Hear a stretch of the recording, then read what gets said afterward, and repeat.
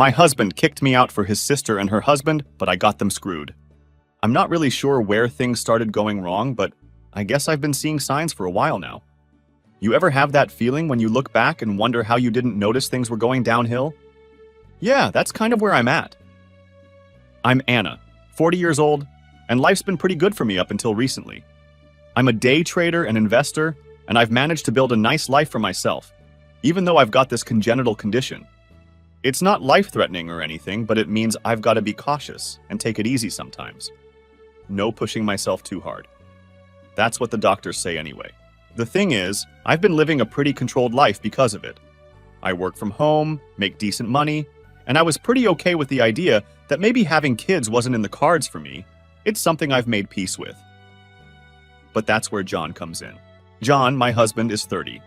Yeah, he's younger than me by a solid decade, which I thought would be a problem at first, but it never really seemed like an issue between us. We met when he was waiting tables at this restaurant I love to go to after work. At first, he was just the cute guy who brought me my food. We didn't really talk much, just small talk here and there, but over time, we became friends. I don't even know how it happened exactly. One day we were just casually chatting, and the next thing I knew, we were meeting up outside of the restaurant, hanging out more and more.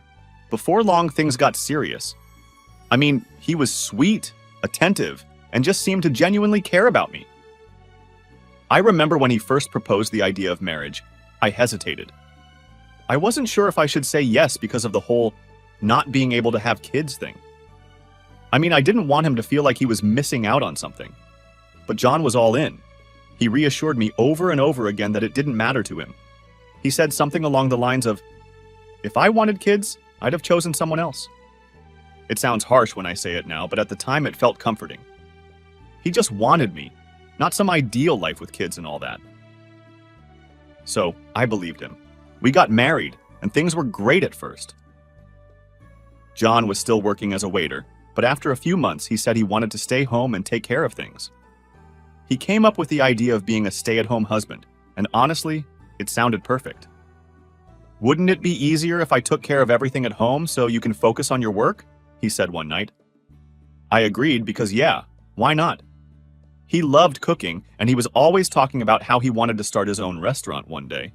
I thought maybe this could be good for him, a way to experiment with food and practice recipes while I worked. In the beginning, it was amazing. I'd come home, well, not really come home since I work from home, but you know what I mean, to a clean house, meals ready, and everything just felt smooth. I was busy making money, and he was happy doing what he loved, or at least it seemed that way. For a while, I thought we had it all figured out. But then, slowly, things started to change. It wasn't like an overnight switch, but I noticed little things. First, the house wasn't as clean as it used to be. I'd come out of my office at the end of the day, and there'd be dishes in the sink or random clutter all over the living room. John, who used to be so meticulous about keeping everything neat, seemed to let things slide. He started spending more and more time on his computer, playing video games. I'm not against gaming or anything, but it got to the point where he was staying up all night, sleeping during the day, and his whole routine just flipped upside down. I tried to talk to him about it. "John, the house is kind of a mess, and you've been up all night gaming. Can we figure this out?" I remember saying to him one evening when the clutter was just too much to ignore anymore. He looked at me, half apologetic, half annoyed, and said, "Sorry, I'm just really into this new game. I'll finish it soon, and I'll get back to cleaning, I promise." I believed him for a little while, but then he finished that game and started a new one. The house stayed messy, and I felt like I was living with a roommate, not a husband. I'd walk past him in the morning, and he'd barely acknowledge me, too absorbed in whatever was happening on his screen. I could feel the distance growing between us, but I kept thinking it was just a phase. Maybe he needed a break, some time to unwind before getting back into the groove. But it wasn't just the house or the gaming. John stopped being present. He was physically there, sure, but it felt like he wasn't really there with me anymore. It became normal for him to eat dinner in front of his computer while I ate alone. Sometimes, he wouldn't even eat with me at all. He'd say, "I've got a raid tonight. I'll eat later," and disappear into the other room, leaving me to finish dinner by myself. I know it sounds small, but those dinners alone, they hurt. I used to love sitting down with him after a long day, catching up, sharing stories, laughing. Now I was just eating cold leftovers while he was off in some online world. It wasn't just dinner. At night, John would stay up playing, and I'd go to bed without him. I'd wake up in the middle of the night, and he still wouldn't be there. This became our new normal. I'd eat alone, sleep alone, and the guy I married felt like a stranger. I'd ask him where he was going during the day when he'd disappear for hours. "Just shopping," he'd say. But when I'd ask for more details, he'd shrug it off like it wasn't important. I didn't want to be that wife who nags or questions everything, but I couldn't help feeling like something was off. He'd come back with bags of stuff, but never anything I asked for. Just random things that didn't even make sense. It got to the point where I didn't even know what we were doing anymore. I was busting my ass at work, providing for both of us, and he was checked out, living his own life in the same house. I felt like I was married to a ghost. I'd find myself staring at his closed bedroom door, which used to be our bedroom before he practically moved out of it, wondering where the guy I fell in love with went. I couldn't shake the feeling that something bigger was going on, but I didn't know how to bring it up without causing a huge fight. So I just kept going, hoping things would get better on their own. Looking back, I guess I should have confronted him sooner, but I didn't. I let things slide, thinking it was just a rough patch. But deep down, I knew something had changed, and it wasn't going back to the way it used to be. So after months of dealing with the mess, the late-night gaming, and the constant excuses, I finally had enough.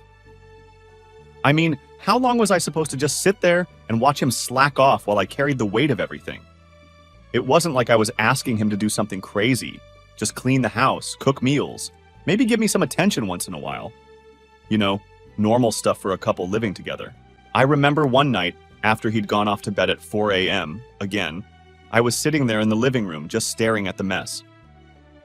Clothes thrown everywhere, dishes in the sink, a half-eaten sandwich on the coffee table.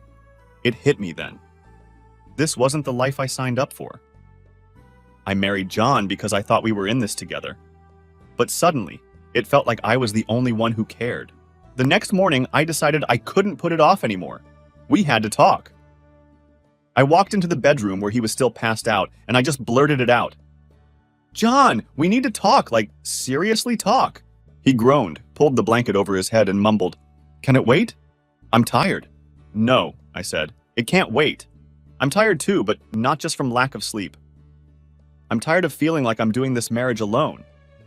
That got his attention. He sat up, rubbing his eyes. "What are you talking about? I'm here, aren't I?" "Yeah, you're here physically, but you're not here. You stay up all night gaming, you barely talk to me, and the house is a mess. I feel like I'm living with a teenager, not a husband." He just stared at me for a minute, then sighed. "I know, I've been slacking. I've just been stressed, you know? The gaming helps me relax." I almost laughed. "Stressed? John, what do you have to be stressed about? You don't have a job, you don't handle any bills, and the only thing you're supposed to take care of is the house. And even that's falling apart." He looked kind of embarrassed, but instead of apologizing, he just got defensive. "It's not like I don't do anything. I cook, I clean when I can. You act like I'm just sitting around doing nothing all day." "Because you are sitting around doing nothing all day," I shot back. "You wanted to be a stay-at-home husband. That was your idea. I'm working all day so we can live comfortably, and you're acting like a kid who doesn't have responsibilities." He didn't have much to say after that. He just sat there, looking at his hands like they suddenly became the most interesting thing in the world. "I need you to step up," I told him, trying to keep my voice calm even though I was boiling inside. "If you want this to work, you need to start acting like a partner, not just someone who shares the rent-free space." John nodded, but he still wasn't looking at me. "All right," he muttered. "I'll get it together." I wanted to believe him. I really did. I thought maybe this conversation would wake him up, make him realize that he needed to change. But it didn't take long to see that nothing was actually going to happen. At first, he tried to act like things were different. He cleaned the living room, cooked a nice dinner that night, and for a second, I felt a little hopeful. Maybe this was the turning point. Maybe things were about to get better. But that feeling didn't last long. The next few days were back to the same routine. He'd cook, sure, but it was rushed. No care went into it anymore. The meals felt more like something he did out of obligation, not because he actually wanted to. The cleaning? Half-assed at best. He'd vacuum, but leave stuff lying around everywhere. It was like he was doing just enough so I couldn't complain, but not enough to actually make a difference. And then, the gaming? That never stopped. Every night, it was the same thing. I've got a raid with my guild tonight, or I'm almost done with this level. Just give me a bit more time. A bit more time always turned into hours. I'd go to bed alone, and he'd still be up when I woke up for work in the morning. The distance between us was growing wider and wider, and I didn't know how to close it. It wasn't even just about the chores anymore. It was the fact that we weren't connecting at all. We barely talked. He never asked me about my day, never seemed interested in anything I was doing. I'd eat the meals he left me and sit in a quiet, spotless house, feeling like I was invisible. I couldn't remember the last time we had an actual conversation that wasn't about the house or his gaming. I'd even catch myself missing the mess sometimes because, at least then, there was something there. Now, it was like living with a ghost who just happened to do the laundry. I kept telling myself that things would get better if I just gave him some time. Maybe he was going through something and just needed space. But the more I tried to rationalize it, the more I realized I was just making excuses for him. The truth was, I wasn't happy, and I hadn't been for a while. One night, after he'd gone off to his guild battle or whatever, I found myself sitting at the kitchen table, staring at the dinner he'd left for me. It was still warm, freshly cooked, but I couldn't bring myself to eat it. I just sat there, staring at the food, feeling completely alone in a house I used to love. I didn't know what to do. Part of me wanted to confront him again, but another part of me felt like it wouldn't matter. What could I even say that I hadn't already said? I'd told him how I felt, and it didn't change anything. The more I thought about it, the more I realized that maybe he didn't care anymore. Maybe the John I married wasn't coming back, and I was just holding on to this idea of him that didn't exist anymore. I was hanging on because I wanted things to go back to how they used to be, but deep down, I knew that wasn't going to happen. So I sat there in the silence, wondering how I ended up here. Wondering how the person who used to be my best friend became someone I barely recognized. And the worst part? I had no idea how to fix it. That night, I went to bed without saying goodnight, without checking if he was okay. I just laid there, staring at the ceiling, wondering if this was what the rest of my life was going to look like. It was a regular evening. I was working in my office, trying to focus, when John walked in, looking more serious than I'd seen him in a while. I hadn't even noticed he'd left the house earlier, but he stood there like he had something big to say. "We need to talk," he said, and just like that my stomach dropped. I knew that tone. I'd heard it before, and it usually meant something I wasn't going to like. I turned away from my computer, trying to stay calm. "Okay, what's going on?" He hesitated for a second, then finally said, "My sister and her husband. They're moving in with us, starting today." I blinked. "Wait, what?" "They're having problems," he explained. "Financial problems. They can't pay their rent anymore, and they need a place to stay. I told them they could stay with us for a while." My brain was struggling to keep up. "So you told them they could just move in? Just like that? Without even asking me?" John shifted uncomfortably. "It's not like I didn't think about it. I knew it might be tough for you, but they're family, Anna. They have nowhere else to go." I couldn't believe what I was hearing. We were already dealing with enough issues between the two of us, and now he wanted to bring 2 more people into our house? The house that I paid for? "And where are they supposed to stay?" I asked, trying to keep my voice calm even though I was getting more frustrated by the second. "We don't have room for 2 more people, John. This isn't a big house." "They can take the guest room," he said like it was no big deal. "It's just temporary." I could feel my blood pressure rising. "Temporary or not, John, you can't just make decisions like this without talking to me. This is my house. I'm the one paying all the bills, and now you're telling me I'm supposed to support 2 more people? I'm paying for stuff too, he said defensively. Really? What? You haven't contributed to the bills in months, I shot back, not even trying to hide my frustration anymore. I'm the one paying for everything, and now I have to feed and house your sister and her husband too? How is that fair to me? He sighed, rubbing the back of his neck. I didn't think it would be that big of a deal. They need help. I need help, John. I need you to step up and actually be a partner in this marriage. We're barely holding it together as it is, and now you want to throw 2 more people into the mix? This isn't about just helping them. You didn't even think about how this would affect us. He didn't have much to say to that. I could tell he was feeling defensive, but I wasn't going to back down. This wasn't a small thing he'd sprung on me. It was huge. How could he not see that? They'll help out around the house, he finally said, like that was supposed to make everything better. They won't just be freeloading. I'll make sure of it. I almost laughed. Help out? John, you're not even helping out right now. How are they supposed to pitch in when we're already struggling to keep this place running? There was a long silence. John looked like he was trying to find the right words, but honestly, I didn't think there were any right words. I was frustrated, and it felt like every day, things were just getting worse between us. Now this? It was like adding fuel to the fire. Before I could say anything else, the doorbell rang. I froze for a second. Is that? John nodded. Yeah, it's them. I told them to come over tonight. Of course he did. Without telling me first. I bit my tongue, trying not to lose it completely. Fine, I said, my voice tight. But we're talking about this later. He nodded quickly and went to answer the door, leaving me standing there, fuming. I couldn't believe this was happening. I was already exhausted from trying to keep our marriage together, and now I had to play host to his sister and her husband too? It felt like I was losing control of everything.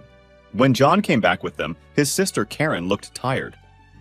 Her husband Mike was quiet, but neither of them seemed all that bothered by the fact that they were just moving in. They looked at me, said their polite hellos, and that was it. Like this was normal, like it wasn't a big deal at all. We really appreciate this, Karen said, sitting down on the couch like she already lived there. We've just been struggling so much with rent. The bills, you know? It's been so hard to make ends meet. I forced a smile, nodding along even though I didn't feel like smiling. Yeah, I get it, I said, trying to keep the peace. But inside, I was furious. They didn't seem the least bit uncomfortable about the fact that they were now imposing on my home. No awkwardness, no real gratitude, just entitlement. Don't worry, we'll help out with the housework, Mike chimed in, like that was supposed to make everything okay. And as soon as we get back on our feet, we'll find our own place. Right, I said, though I wasn't convinced. People always say stuff like that, but it never works out the way you think. Something told me they'd be here for longer than they were letting on, and I wasn't sure how much more of this I could take. For the rest of the night, I barely said a word. John and Karen caught up, chatting about old times while Mike sat there like he was trying not to exist. I just sat in the corner, feeling completely invisible. Like my opinion didn't matter at all. Like I was just a bystander in my own house. By the time they finally went to bed, I was mentally and emotionally drained. I felt like I didn't even recognize my life anymore. This wasn't the life I signed up for when I married John. It wasn't even close. And I had no idea how I was supposed to deal with all of this. My checked-out husband, 2 extra people living in my house, and the growing sense that I was losing control of everything I'd worked so hard for. I laid in bed that night, staring at the ceiling, my mind racing.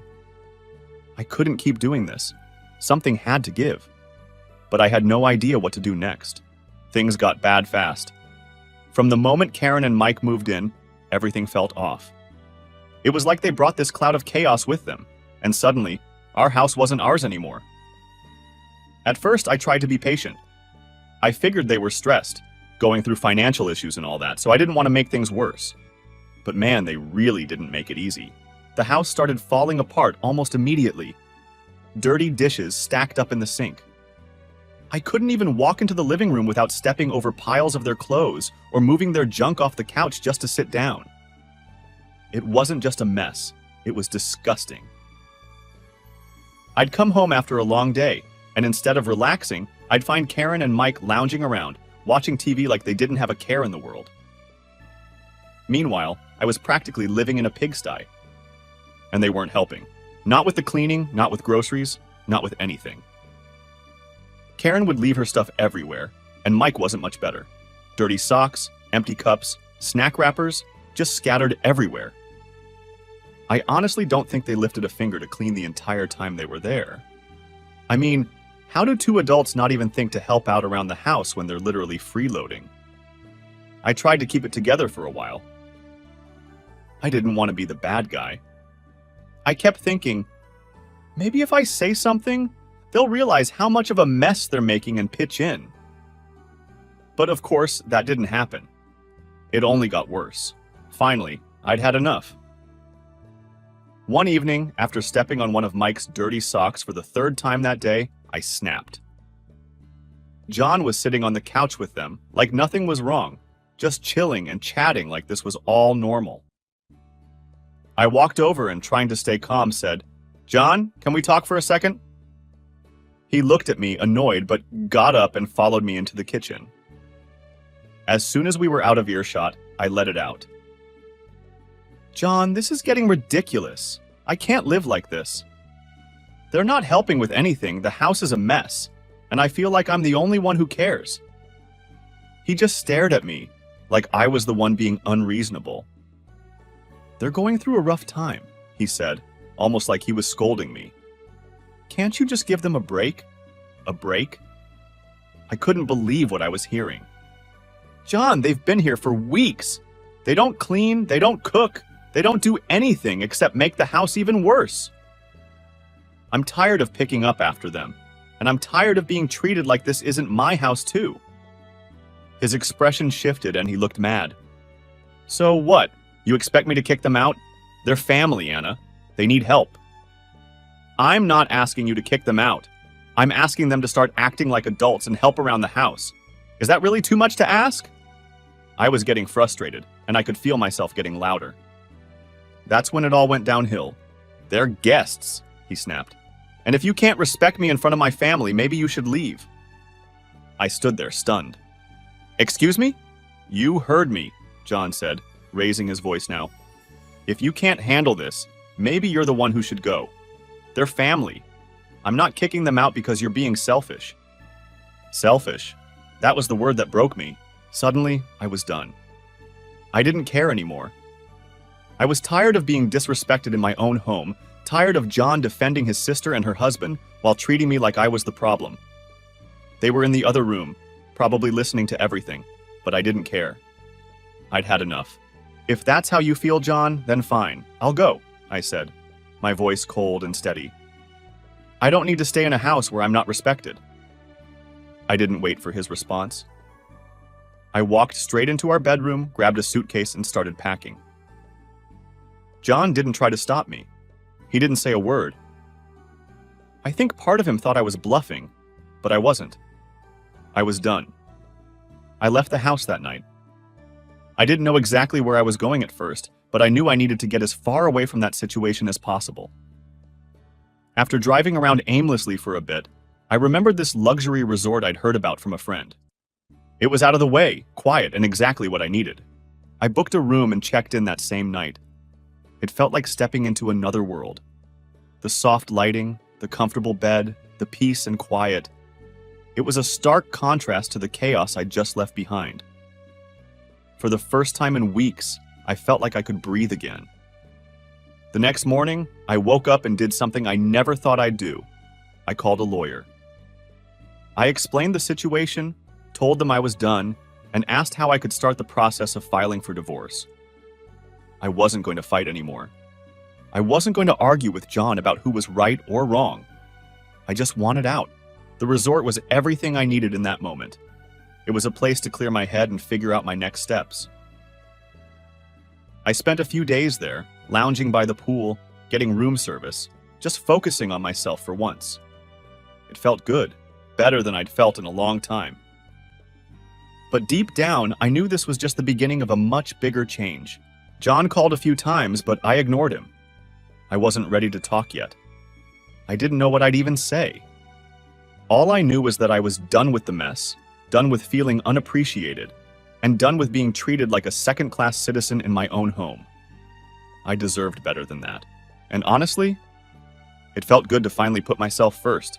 The divorce process started off as messy as I expected, but somehow it got worse the minute John started making demands. Honestly, I wasn't even surprised. The second I filed for divorce, John switched into panic mode. It was almost like he couldn't believe I'd actually done it, that I'd walked away, left him and his freeloading family behind, and took control of my life again. But what came next still caught me off guard. His lawyer sent over a list of demands, and it was clear John wasn't just going to let this go. He wanted half of everything, half of my house, half of my savings, and even a chunk of the investments I'd worked so hard for. All I could do was laugh when I read it. The audacity of this guy. He really thought he was going to take everything from me. Here's the thing, though. John never knew the full story. He thought the house we lived in was something I bought after we got married. He believed I'd been paying a mortgage the whole time. He never bothered asking any real questions, and I never went out of my way to explain it either. I mean, why would I? It wasn't like we ever sat down and had a real conversation about finances. He just assumed. In reality, I had bought the house long before we even met. It was all mine. No mortgage, fully paid off. It was one of the best investments I'd ever made, and I'd kept that information to myself for a reason. I didn't want anyone, not even my husband, to feel entitled to something I'd worked so hard for. Same went for my savings and investments. John thought we were just coasting by on what I made from day trading, but what he didn't know was that I had significant savings and large investments locked away, all of which I'd built before we ever said, I do. So when his lawyer came after half of everything, I knew it was time to set the record straight. The day we sat down for mediation, I came in ready. John looked confident at first, like he thought he was about to walk out with half of my life's work. But when we got to the part where his lawyer demanded half of the house, I couldn't help but smirk. The house? I said, raising an eyebrow. John, did you forget? This house isn't part of any marital assets. He blinked at me, clearly confused. What are you talking about? We bought that house after we got married. I smiled. You thought we bought it after we got married. But the truth is, I've owned that house since before we even met. It's fully paid off. No mortgage. It's mine, and it always has been. The look on John's face was priceless. His eyes widened as the realization hit him. He opened his mouth to say something, but nothing came out. He looked over at his lawyer, who was flipping through papers, clearly trying to figure out if what I'd said was true. But it was. There was no way they could touch the house. And as for my savings and investments, I continued, all of the major assets you're trying to claim? Those were also in place long before we got married. You're not entitled to any of it. John was silent. I could see the gears turning in his head. He thought he was going to walk out of this divorce with half of everything. He thought he could screw me over, take my hard-earned money, and keep living the good life. But now, he was realizing that he'd been the one being screwed. I leaned forward, keeping my voice calm but firm. So here's what's going to happen, John. You, Karen, and Mike have 1 week to find a new place. 1 week or I'm kicking all of you out. This is my house, and you have no claim to it. I'm done with this mess. It's over. John's jaw dropped. 1 week? He repeated, his voice shaky. But we don't have anywhere to go right now. That's not my problem, I said, not even blinking. You had weeks to figure something out, and you didn't. So now you have 7 days. If you're not out by then, I'll have no problem getting the authorities involved. That's when he started scrambling. He must have realized how bad he'd screwed up because suddenly, his whole attitude changed. The confident, cocky guy who had walked into that room was gone. In his place was someone desperate. Someone who had just realized he wasn't walking away with anything close to what he thought. Anna, wait! Hold on, John said, his voice softening. We don't need to do this. I'll kick them out today. Karen and Mike will leave, and we can work this out. I'll help around the house. I'll do whatever you want. We can fix this. I almost laughed at how fast he was trying to backtrack. The sudden niceness, the fake promises, it was all so pathetic. I couldn't even look at him without feeling disgusted. No, John, I said, standing up. We can't fix this. I'm done. You and your family are out. And trust me, nothing you say is going to change that. I didn't wait for his response. I walked out of the room, leaving him sitting there, probably trying to figure out how everything went so wrong for him. But honestly, that wasn't my problem anymore. That night, I went back to the resort, feeling lighter than I had in months. The weight of everything, the marriage, the mess, the constant stress, was finally lifting off my shoulders. I was free. I was done. And most importantly, I had taken back control of my life. John called me a few more times after that, begging me to give him another chance, but I didn't pick up. I didn't need to hear it. I had already made up my mind. I deserved better than this, and I wasn't going to settle for anything less. And as for Karen and Mike, they packed their bags and left before the week was up, and John followed them 2 days later.